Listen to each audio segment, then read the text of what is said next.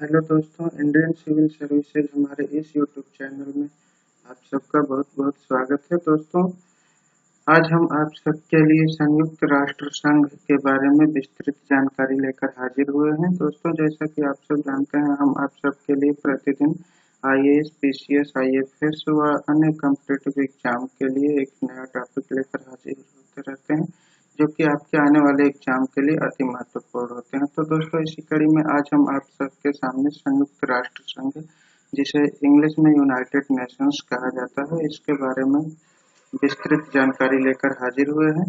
तो दोस्तों, इससे पहले कि हम आज की वीडियो शुरू करें, हमारा आपसे विनम्र निवेदन है कि आप हमारे चैनल को सब्सक्राइब कर लीजिए और हमारे वीडियो को अधिक से अधिक देखिए, अपने दोस्तों के साथ शेयर कीजिए और हमारे चैनल को सब्सक्राइब करके बेल के निशान को दबा दीजिए, ताकि हमारी आने वाली हर वीडियो का बेल नोटिफिकेशन आपको तुरंत मिल सके। तो दोस्तों, आपका ज़्यादा समय न लेते हुए चलिए वीडियो को शुरू करते हैं।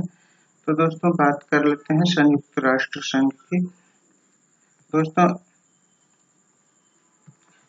देखिए, संयुक्त राष्ट्र संघ, जिसे अंग्रेजी में यूनाइटेड नेशन कहा जाता है, एक अंतर्राष्ट्रीय संगठन है और जिसके उद्देश्य में उल्लेख है कि यह अंतर्राष्ट्रीय कानून को सुविधाजनक बनाने में सहयोग करेगा और अंतर्राष्ट्रीय सुरक्षा, आर्थिक विकास, सामाजिक प्रगति, मानव अधिकार और विश्व शांति के लिए कार्यरत रहेगा। संयुक्त राष्ट्र संघ की स्थापना 24 अक्टूबर 1945 को संयुक्त राष्ट्र अधिकार पत्र पर 50 देशों के हस्ताक्षर होने के साथ हुई। जी हाँ दोस्तों, ये बार बार पूछा जाता है कि संयुक्त राष्ट्र संघ की स्थापना कब हुई, तो आप याद रखिएगा कि संयुक्त राष्ट्र संघ की स्थापना 24 अक्टूबर 1945 को संयुक्त राष्ट्र अधिकार पत्र पर 50 देशों के हस्ताक्षर होने के साथ हुई थी। अगला अगला लाइन देखते हैं। द्वितीय विश्व युद्ध के विजेता देशों ने मिलकर संयुक्त राष्ट्र को अंतर्राष्ट्रीय संघर्ष में हस्तक्षेप करने के उद्देश्य से स्थापित किया था। वे चाहते थे कि भविष्य में फिर कभी द्वितीय विश्व युद्ध की तरह के युद्ध न उभर आए। संयुक्त राष्ट्र संघ की संरचना में सुरक्षा परिषद वाले सबसे शक्तिशाली देश संयुक्त राज्य अमेरिका, फ्रांस, रूस और यूनाइटेड किंगडम द्वितीय विश्व युद्ध में बहुत अहम देश रहे। जी हाँ दोस्तों, ये देशों के नाम आप याद रखिएगा। संयुक्त राज्य अमेरिका, फ्रांस, रूस और यूनाइटेड किंगडम, ये द्वितीय विश्व युद्ध में बहुत अहम देश रहे थे। ये सबसे शक्तिशाली थे। अगला लाइन देख लेते हैं। वर्तमान में संयुक्त राष्ट्र में 193 देश हैं। जी हाँ दोस्तों, याद रखिएगा, प्रेजेंट टाइम में वर्तमान में संयुक्त राष्ट्र में 193 देश हैं। विश्व के लगभग सारे अंतर्राष्ट्रीय मान्यता प्राप्त देश इस संस्था की संरचना में आम सभा, सुरक्षा परिषद, आर्थिक व सामाजिक परिषद, सचिवालय और अंतर्राष्ट्रीय न्यायालय में सम्मिलित हैं। जी हाँ दोस्तों, दुनिया के लगभग सारे देश या तो आम सभा में या सुरक्षा परिषद या फिर आर्थिक व सामाजिक परिषद, सचिवालय या अंतर्राष्ट्रीय न्यायालय में कहीं न कहीं सम्मिलित हैं। अब देख लेते हैं। देखिए दोस्तों, इस लाइन को देखिए कि संयुक्त राष्ट्र संघ का मुख्यालय कहाँ है। तो संयुक्त राष्ट्र संघ का मुख्यालय मैनहट्टन टापू, न्यूयॉर्क शहर, न्यूयॉर्क में है, जो कि संयुक्त राज्य अमेरिका में है। और इसके सदस्य कुल देश कितने हैं, तो इस देश संयुक्त राष्ट्र में कुल 193 देश सदस्य हैं।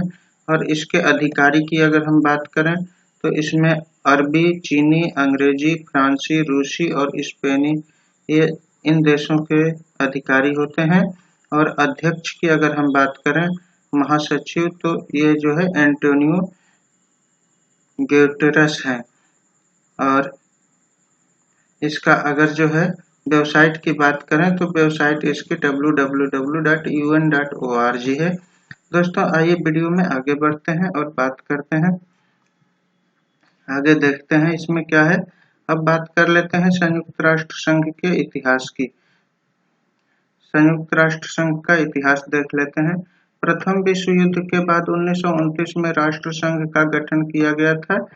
अब राष्ट्र संघ की काफी हद तक प्रभावहीनता और संयुक्त राष्ट्र का उसकी जगह होने का यह बहुत बड़ा बहुत बड़ा फायदा है कि संयुक्त राष्ट्र अपने सदस्य देशों की सेनाओं को शांति संभालने के लिए तैनात कर सकता है। जी हाँ दोस्तों, प्रथम विश्व युद्ध के बाद 1929 में राष्ट्र संघ का गठन किया गया था और राष्ट्र संघ काफी हद तक प्रभावहीन था और संयुक्त राष्ट्र संघ उसकी जगह होने की वजह से यह बहुत बड़ा फायदा है कि संयुक्त राष्ट्र अपने सदस्य देशों की सेनाओं को शांति संभालने के लिए तैनात कर सकता है। अगला लाइन देख लेते हैं।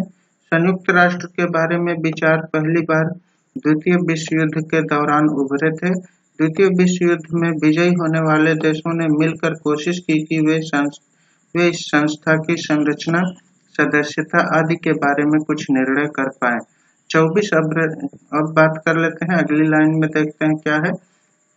24 अप्रैल 1945 को द्वितीय विश्व युद्ध के समाप्त होने के बाद अमेरिका ने सैन फ्रांसिस्को में अंतर्राष्ट्रीय संस्थाओं की संयुक्त राष्ट्र सम्मेलन हुई और यहाँ सारे 40 उपस्थित देशों ने संयुक्त राष्ट्रीय सुविधा पर हस्ताक्षर किया। पोलैंड इस सम्मेलन में उपस्थित तो नहीं थी, पर उसके हस्ताक्षर के लिए खास जगह रखी गई थी। इसके बाद में पोलैंड ने भी हस्ताक्षर कर दिया। सुरक्षा परिषद के पांच अस्थायी देशों के हस्ताक्षर के बाद संयुक्त राष्ट्र अस्तित्व हुई। अगला देख लेते हैं कि इसमें सदस्य वर्ग क्या है। संयुक्त राष्ट्र का सदस्य वर्ग देख लेते हैं। देखिए दोस्तों, 2006 तक संयुक्त राष्ट्र में 192 सदस्य थे। विश्व के लगभग सारी मान्यता प्राप्त देश सदस्य हैं। कुछ विशेष अपवाद, ताइवान जिसकी स्थिति चीन को 1971 में दे दी गई थी, वेटिकन, फिलीपींस जिसको दर्शक की स्थिति का सदस्य माना जा सकता है, और कुछ देश सबसे नए सदस्य देश हैं दक्षिणी सूडान जिसको 11 अप्रैल 2011 को सदस्य बनाया गया। अब बात कर लेते हैं मुख्यालय की कि संयुक्त राष्ट्र का मुख्यालय कहाँ है। तो दोस्तों, संयुक्त राष्ट्र का मुख्यालय अमेरिका के न्यूयॉर्क शहर में 85 लाख डॉलर के लिए खरीदी भू संपत्ति पर स्थापित है। जी हाँ दोस्तों, संयुक्त राष्ट्र का मुख्यालय अमेरिका के न्यूयॉर्क शहर में 85 लाख डॉलर से खरीदी गई भू संपत्ति पर स्थापित है। इस इमारत की स्थापना का प्रबंध एक अंतर्राष्ट्रीय शिल्पकारों के समूह द्वारा हुआ। इस मुख्यालय के अलावा और अहम संस्थाएं जिनेवा, कोपेनहेगन आदि में भी हैं। यह संस्थाएं संयुक्त राष्ट्र के स्वतंत्र अधिकार क्षेत्र में तो नहीं है, परंतु उनको काफी स्वतंत्रताएं दी जाती हैं। दोस्तों, ये जो हम बात डिस्कस कर रहे हैं इस संयुक्त राष्ट्र संघ के बारे में है, और इसमें आपको जो है बहुत अच्छे पॉइंट मिल जाएंगे और आपके मेंस राजनीति विज्ञान और अंतर्राष्ट्रीय संबंध में बहुत महत्वपूर्ण भूमिका निभाएंगे। अब देख लेते हैं कि संयुक्त राष्ट्र में भाषाएं कौन कौन सी हैं। मान्यता प्राप्त भाषाएं संयुक्त राष्ट्र की देख लेते हैं। तो देखिए दोस्तों, संयुक्त राष्ट्र ने 6 भाषाओं को राजभाषा स्वीकृत किया है। जी हाँ दोस्तों, संयुक्त राष्ट्र ने 6 भाषाओं को राजभाषा स्वीकृत किया है और ये 6 भाषाएं हैं अरबी, चीनी, अंग्रेजी, फ्रांसी, रूसी और स्पेनी। अरबी, चीनी, अंग्रेजी, फ्रांसीसी, रूसी और स्पेनी, ये 6 भाषाएं संयुक्त राष्ट्र की राजभाषाएं हैं। अब आगे बढ़ते हैं, परंतु इनमें केवल 2 भाषाओं को संचालन भाषा माना जाता है। जी हाँ दोस्तों, ये जो 6 भाषाएं जो संयुक्त राष्ट्र की राजभाषा मानी जाती है, अरबी, चीनी, अंग्रेजी, फ्रांसी, रूसी, स्पेनी, इन सब में से केवल 2 भाषाओं को संचालन भाषा माना जाता है। ये 2 भाषाएं हैं जो कि संचालन भाषा है, वो अंग्रेजी और फ्रांसीसी है। अब अगला पॉइंट देखते हैं। स्थापना के समय केवल चार राजभाषाएं स्वीकृत की गई थी। ये 4 भाषाएं थी चीनी, अंग्रेजी, फ्रांसीसी और रूसी, और 1973 में अरबी और स्पेनी को भी सम्मिलित किया गया। अब इन भाषाओं के बारे में विवाद उठता रहता है। कुछ लोगों का मानना है कि राजभाषाओं की संख्या 6 से 1 अंग्रेजी तक घटाना चाहिए। 6 से 1 मतलब 6 नहीं रखे, केवल 1 रखना चाहिए जो कि केवल अंग्रेजी हो। परंतु इनके विरोध हैं वे जो मानते हैं कि राजभाषाओं को बढ़ाना चाहिए। इन लोगों में से कई का मानना है कि हिंदी को भी संयुक्त राष्ट्र की आधिकारिक भाषा बनाया जाना चाहिए। कुछ लोगों का मानना है कि हिंदी को भी संयुक्त राष्ट्र संघ की आधिकारिक भाषा बनानी चाहिए। अगला पॉइंट देखते हैं। संयुक्त राष्ट्र अमेरिकी अंग्रेजी की जगह ब्रिटिश अंग्रेजी का प्रयोग करता है। जी हाँ दोस्तों, संयुक्त राष्ट्र में अमेरिकी इंग्लिश का प्रयोग नहीं होता है, इसमें ब्रिटिश इंग्लिश का प्रयोग होता है। 1971 तक चीनी भाषा के परंपरागत अक्षर का प्रयोग चलता था, क्योंकि तब तक संयुक्त राष्ट्र ताइवान के सरकार को चीन का अधिकारी सरकार माना जाता था। जब ताइवान की जगह एक चीनी सरकार ने स्वीकृत किया गया, संयुक्त राष्ट्र ने सरलीकृत अक्षर के प्रयोग का आरंभ कर दिया। अब इसमें वीडियो में आगे बढ़ते हैं और देखते हैं संयुक्त राष्ट्र में हिंदी का क्या स्थान है। दोस्तों देखिए, संयुक्त राष्ट्र में किसी भाषा को आधिकारिक भाषा के रूप में मान्यता दिए जाने के लिए कोई विशिष्ट मानदंड नहीं है। किसी भाषा को संयुक्त राष्ट्र में एक आधिकारिक भाषा के रूप में शामिल किए जाने की प्रक्रिया में संयुक्त राष्ट्र महासभा में साधारण बहुमत द्वारा एक संकल्प को स्वीकार करना है और संयुक्त राष्ट्र की कुल सदस्यता के 2/3 बहुमत द्वारा उसे अंतिम रूप से पारित करना होता है। भारत काफी लंबे समय से यह कोशिश कर रहा है कि हिंदी भाषा को संयुक्त राष्ट्र की आधिकारिक भाषा में शामिल किया जाए। भारत का यह दावा इस आधार पर है कि हिंदी विश्व में बोली जाने वाली दूसरी सबसे बड़ी भाषा है और विश्व भाषा के रूप में स्थापित हो चुकी है। भारत का यह दावा आज इसलिए और ज्यादा मजबूत हो जाता है कि आज का भारत विश्व का सबसे बड़ा लोकतांत्रिक होने के साथ साथ चुनिंदा आर्थिक शक्तियों में भी शामिल हो चुका है। 2015 में भोपाल में हुए विश्व हिंदी सम्मेलन के एक सत्र का शीर्षक विदेशी नीतियों में हिंदी पर समर्पित था, जिसमें हिंदी को संयुक्त राष्ट्र की आधिकारिक भाषा में से एक के तौर पर पहचान दिलाने की सिफारिश की गई थी। हिंदी को अंतर्राष्ट्रीय भाषा के तौर पर प्रतिष्ठित करने के लिए फरवरी 2008 में मॉरिशस में भी विश्व हिंदी सचिवालय खोला गया। अगला पॉइंट देखते हैं। संयुक्त राष्ट्र अपने कार्यक्रमों का संयुक्त राष्ट्र रेडियो वेबसाइट पर हिंदी भाषा में प्रसारण करता है। कई अवसरों पर भारतीय नेताओं ने यूएन में हिंदी में वक्तव्य दिए हैं, जिनमें 1977 में अटल बिहारी वाजपेयी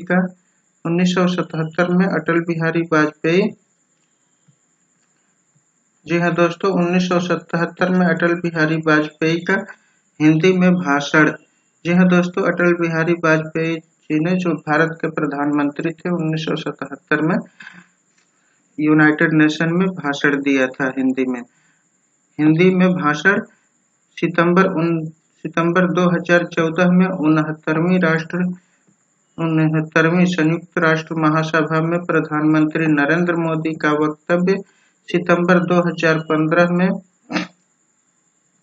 संयुक्त राष्ट्र टिकाऊ विकास शिखर सम्मेलन में उनका संबोधन और अक्टूबर 2015 में विदेश मंत्री सुषमा स्वराज द्वारा 70वीं संयुक्त राष्ट्र महासभा का संबोधन और सितंबर 2016 में 71वीं संयुक्त राष्ट्र महासभा को विदेश मंत्री द्वारा संबोधित शामिल है। ये जितने भी हमने भाषण देखे ये सब संयुक्त राष्ट्र में हिंदी भाषा में दिए गए भाषण थे, जो कि भारत के प्रमुख राजनेताओं ने हिंदी में भाषण दिया था संयुक्त राष्ट्र के में विशेष मौकों पर। अब वीडियो में आगे बढ़ते हैं और देख लेते हैं कि संयुक्त राष्ट्र के उद्देश्य क्या हैं। जी हाँ दोस्तों, बात कर लेते हैं संयुक्त राष्ट्र के उद्देश्य के। अब देखिए, संयुक्त राष्ट्र के मुख्य उद्देश्य हैं युद्ध को रोकना। जी हाँ दोस्तों, संयुक्त राष्ट्र का मुख्य उद्देश्य युद्ध को रोकना, मानवाधिकारों की रक्षा करना, अंतर्राष्ट्रीय कानूनी प्रक्रिया, सामाजिक और आर्थिक विकास, उभरता जीवन स्तर सुधारना और बीमारियों की मुक्ति हेतु इलाज। सदस्य राष्ट्र को अंतर्राष्ट्रीय चिंताएं और राष्ट्रीय मामलों को संभालने का मौका मिलता है। इन उद्देश्य को निभाने के लिए 1948 में मानवाधिकारों की सार्वभौम घोषणा की प्रमाणित की गई। अब देख लेते हैं मानवाधिकार क्या है। द्वितीय विश्व युद्ध के जाति संहार के बाद संयुक्त राष्ट्र ने मानव अधिकारों को बहुत आवश्यक समझा था। ऐसी घटनाओं को भविष्य में रोकना अहम समझकर 1948 में सामान्य सभा ने मानव अधिकारों की सार्वभौम घोषणा को स्वीकृत किया। यह अबंधनकारी घोषणा पूरे विश्व के लिए एक समान दर्जा स्थापित करती है, जो कि संयुक्त राष्ट्र समर्थन करने की कोशिश करेगी। 15 मार्च 2006 को सामान्य सभा ने संयुक्त राष्ट्र मानव अधिकारों के आयोग को त्याग कर संयुक्त राष्ट्र मानव अधिकार परिषद की स्थापना की। जी हाँ दोस्तों, 15 मार्च 2006 को सामान्य सभा ने संयुक्त राष्ट्र मानव अधिकारों के आयोग को त्याग कर संयुक्त राष्ट्र मानव अधिकार परिषद की स्थापना की। अब बात कर लेते हैं, आज मानव अधिकारों के संबंध में 7 संघ निकाय स्थापित है। यह 7 निकाय हैं। जी हाँ दोस्तों, आज मानव अधिकारों के संबंध में जो 7 निकाय हैं उनकी हम बात कर लेते हैं कि ये 7 निकाय क्या क्या हैं। तो दोस्तों, ये 7 निकाय हैं, जिसमें पहला है मानव अधिकार संसद। सबसे पहला निकाय है मानव अधिकार संसद। दूसरा है आर्थिक, सामाजिक और सांस्कृतिक अधिकारों का संसद। और तीसरा है जातीय भेदभाव निष्कासन संसद। और चौथा है नारी विरुद्ध भेदभाव निष्कासन संसद। पांचवा है यातना विरुद्ध संसद। छठवां है बच्चों के अधिकारों का संसद। और 7वां है प्रवासी कर्मचारी संसद। दोस्तों, ये जो है मानव अधिकार के संसद हैं, जो कि संयुक्त राष्ट्र संघ के अधीन आते हैं। अब बात कर लेते हैं कि संयुक्त राष्ट्र की महिला वुमेन सभा क्या है। जी हाँ दोस्तों, संयुक्त राष्ट्र महिला यूएन वुमेन विश्व में महिलाओं के समानता के मुद्दे को प्रोत्साहित करने के उद्देश्य से विश्व निकाय के भीतर एकल एजेंसी के रूप में संयुक्त राष्ट्र महिला के गठन को 4 जुलाई 2010 को स्वीकृति प्रदान कर दी गई। वास्तविक तौर पर 1 जनवरी 2011 को इसकी स्थापना हो गई थी। मुख्यालय अमेरिका के न्यूयॉर्क शहर में बनाया गया। यूएन वुमेन की वर्तमान प्रमुख दिल्ली की पूर्व प्रधानमंत्री सुश्री मिशेल। जी हाँ दोस्तों, ये देखिए, यूएन वुमेन की वर्तमान प्रमुख चिली की पूर्व प्रधानमंत्री सुश्री मिशेल बैचलेट हैं, जो कि चिली की पूर्व प्रधानमंत्री रह चुके हैं। संस्था का प्रमुख कार्य महिलाओं के प्रति सभी तरह के भेदभाव को दूर करने तथा उनके सशक्तिकरण की दिशा में प्रयास करना है। उल्लेखनीय है कि 1953 में 8वें संयुक्त राष्ट्र महासभा की प्रथम महिला अध्यक्ष होने का गौरव भारत की भारत की विजय लक्ष्मी पंडित को प्राप्त हुआ। जी हाँ दोस्तों, ये देखिए भारत से संबंधित पॉइंट है, ये एग्जाम में पूछा जा सकता है कि उल्लेखनीय है कि 1953 में आठवें संयुक्त राष्ट्र महासभा की प्रथम महिला अध्यक्ष होने का गौरव भारत की विजय लक्ष्मी पंडित को प्राप्त है। भारत की विजय लक्ष्मी पंडित को प्राप्त है। संयुक्त राष्ट्र के चार संगठनों का विलय करके नई इकाई को संयुक्त राष्ट्र महिला नाम दिया गया है। जी हाँ दोस्तों, संयुक्त राष्ट्र के चार संगठनों का विलय करके नई इकाई को संयुक्त राष्ट्र महिला का नाम दिया गया है और ये संगठन निम्नवत हैं। ये चारों संगठन जिनको मिलाकर यूएन वुमेन या संयुक्त राष्ट्र महिला बनाया गया, ये थे संयुक्त राष्ट्र महिला विकास कोष 1976 और महिला संवर्धन प्रभाग 1946 और लिंग आधारित मुद्दे पर विशेष सलाहकार कार्यालय 1997 और अगला है चौथा महिला संवर्धन हेतु संयुक्त राष्ट्र अंतर्राष्ट्रीय शोध और प्रशिक्षण संस्थान 1976। अब शांति रक्षा देख लेते हैं। संयुक्त राष्ट्र के शांति रक्षक वहां भेजे जाते हैं जहां हिंसा कुछ देर पहले से बंद है ताकि वह शांति संघ की शर्तों को लागू कर सकें और हिंसा को रोक कर रखें। यह दल सदस्य राष्ट्र द्वारा प्रदान होते हैं और शांति रक्षा कार्यों में भाग लेना वैकल्पिक होता है। विश्व में केवल 2 राष्ट्र हैं जिनने हर शांति रक्षा कार्य में भाग लिया है, वो हैं कनाडा और पुर्तगाल। संयुक्त राष्ट्र स्वतंत्र सेना नहीं रखती। जी हाँ दोस्तों, संयुक्त राष्ट्र स्वतंत्र सेना नहीं रखती। जो उसके सुरक्षा परिषद के सलाहकार देश हैं, उन्हीं देशों की संयुक्त राष्ट्र सेनाएं जो है संयुक्त राष्ट्र भेजती है शांति स्थापित करने के लिए। अब बात कर लेते हैं, शांति रक्षा का हर कार्य सुरक्षा परिषद द्वारा अनुमोदित होता है और संयुक्त राष्ट्र के संस्थापकों को ऊंची उम्मीद थी कि वह युद्ध को हमेशा के लिए रोक पाएंगे पर शीत युद्ध 1945 से 1991 के समय विश्व का विरोधी भागों में विभाजित होने के कारण शांति रक्षा संघ को बनाए रखना बहुत कठिन था। अब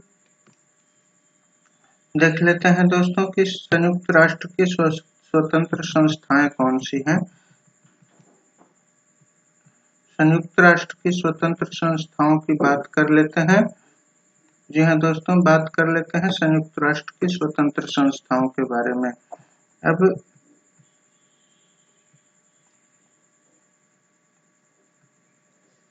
देखिए दोस्तों, इसमें संयुक्त राष्ट्र की स्वतंत्र संस्थाओं में सबसे पहले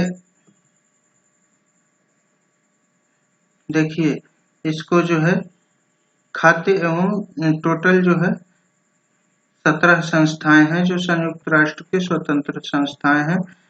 पहला है खाद्य एवं कृषि संगठन, दूसरा है अंतर्राष्ट्रीय परमाणु ऊर्जा अभिकरण और तीसरा है अंतर्राष्ट्रीय नागर विमान संगठन, चौथा है अंतर्राष्ट्रीय कृषि विकास कोष, अंतर्राष्ट्रीय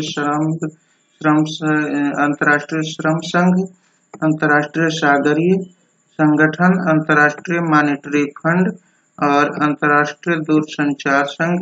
और अगला है संयुक्त राष्ट्र शैक्षिक वैज्ञानिक एवं सांस्कृतिक संगठन और अगला है संयुक्त राष्ट्र औद्योगिक विकास संगठन, वैश्विक डाक संघ, विश्व बैंक, विश्व खाद्य कार्यक्रम और विश्व स्वास्थ्य संगठन, वर्ल्ड इंटेलेक्चुअल प्रॉपर्टी ऑर्गेनाइजेशन, विश्व मौसम संगठन और विश्व पर्यटन संगठन।